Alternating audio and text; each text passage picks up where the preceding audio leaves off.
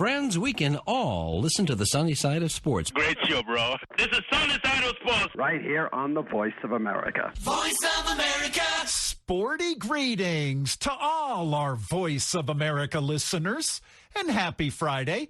This is VOA's Sonny Young in Washington. Welcome to the October 21st edition of the Sonny Side of Sports. Let's kick off in Uganda, which recently joined the United States and other countries in commemorating White Cane Safety Day. It's a day that celebrates the achievements of blind or visually impaired people. And on this Friday, let's give a Sonny Side of Sports salute to Musafaru Jagwe, who is bringing hope to visually impaired people in Uganda and helping promote blind football.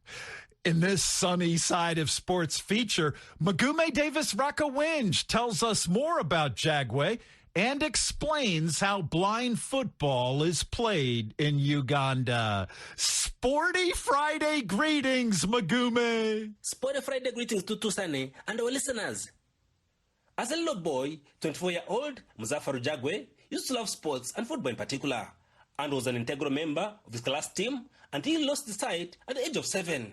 He says most of his peers started to despise and discriminate against him, at times calling him names Kaso, which means one-eyed man. He did not lose hope in the game that he so much loved and promised himself would participate in it directly or indirectly sometime in life.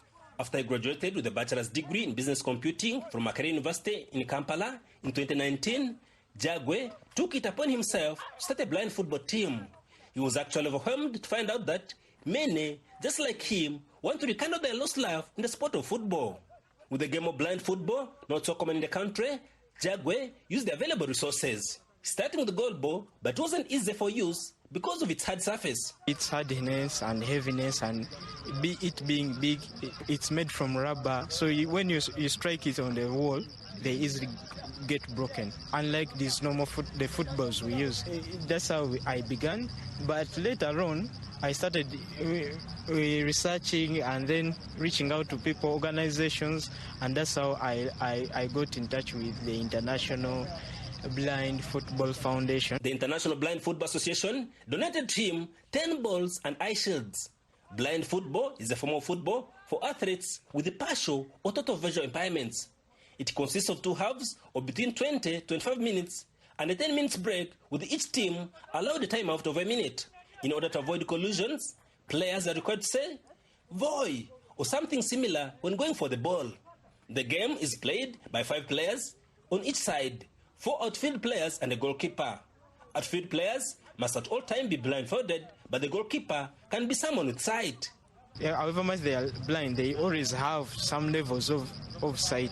For example, somebody can see shadows, somebody can also see shapes, can understand shapes, and some can understand that it is during day, during night. That's why we cover them, to bring out that thing of fairness.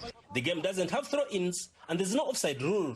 The pitch could be cement, grass, or artificial turf, but the playing area must be between 38 to 42 meters long and 18 to 22 meters wide. At Makerere University rugby grounds, they converge at least twice a week to hone their skills in the newly found game, blind football. One of the players here, Abraham Mukundane, says the game has helped him improve his self-esteem. I've got many friends and fame somewhere because I've received several interviews, like maybe on Wicked TV and these other local TV stations. So many people came, they asked me questions, how do we play? You know, they had that love for adventure towards the way we are playing. Yeah. There's that inner advice gives them that disability is not inability. Teammate Alex Osborne Nyekorach agrees. It has brought that hope in my life that I can still play again. So I find it so interesting. We were missing a lot. What the other worlds were doing, but in Uganda we were missing it. Spain is considered to be the pioneers of the game that is fast growing worldwide and is competed in national leagues, championships and Paralympics. Brian Chiyinji, an assistant coach here, says has learned virtues such as tolerance and patience working with people with sight impairments. For them, they don't want to be forced to do something. You have to make them to love something so that they can do it very well. Yeah. Vike Kwagara, a volunteer here, says she's inspired seeing people with sight impairments engaging in a game. The energy they put in playing the football, the love, is really very cool. Yes, it really motivates me a lot, seeing those boys running up and down to kicking the ball. Player Nyekorach says he's very determined. He says he hopes the game of blind football will take him places. I'm not playing just because of training and just stopping here in Uganda. I want to reach those top level of competitions like Paralympics. Like currently I'm training and I have a hope of playing in the Paralympic of 2024, which is going to be in Paris in France. Another player here, Rashidi Semakula, also has big dreams. Here in Brazil, there are blind footballers in Brazil, France, where. So I want also to go somewhere far. I become a professional also, because I can compete those guys outside. Jago Muzafar agrees. He says he believes his team has the ability to match the rest of the world and bring home world championships in Uganda and promote the game on the African continent. My boys are better than any team on the African continent.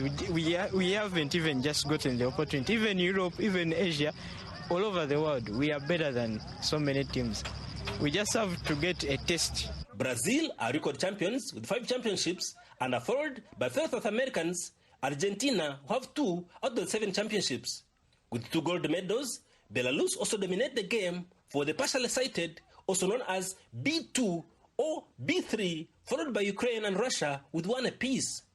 Japan remain the lone winners of the ever Women Blind Championships to ever be held in Vienna, Austria in 2017.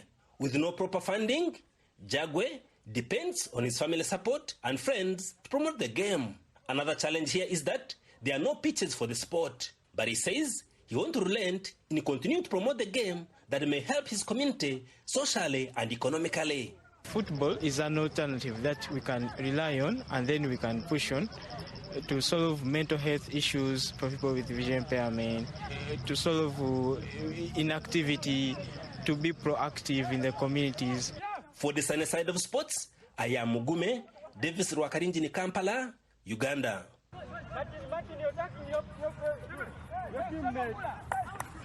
Hello listeners, my name is Jago Muzafar and I'm the founder and chairman of Blind Football, a parasport administrator and a disability inclusion advocate.